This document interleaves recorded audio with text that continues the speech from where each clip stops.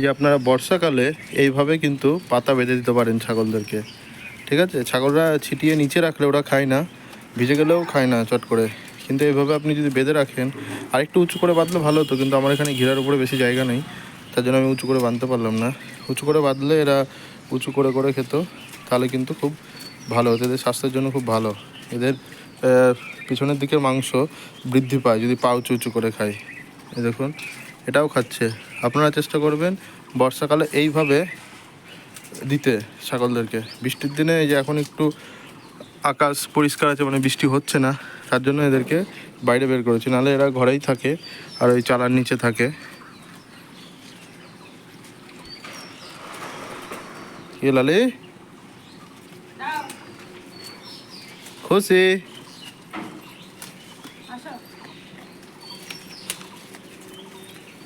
এই দেখুন কি শখ করে খাচ্ছে। আয় তুই চলে আয়, এদিকে চলে আয়।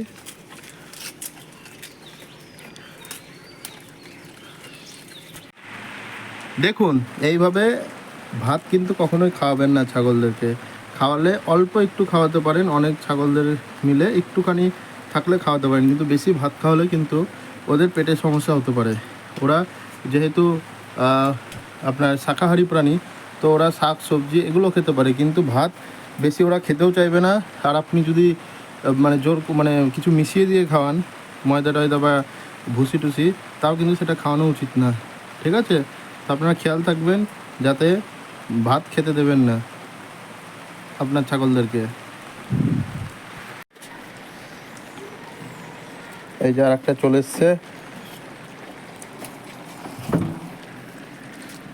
এরা কাঁঠালের রোয়া খাচ্ছে।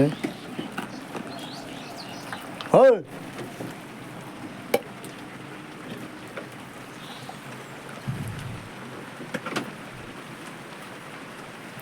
হপ, কয়েকটার বিচি আছে, আবার কয়েকটা বিচি ছাড়ানোই আছে।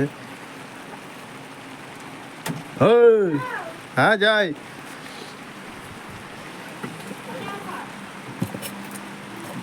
বাচ্চা ছাগলটাকে খেতে দেয় না এরা, তাই বাচ্চা ছাগলটাকে আমি আলাদা করে খাওয়াই। হ্যাঁ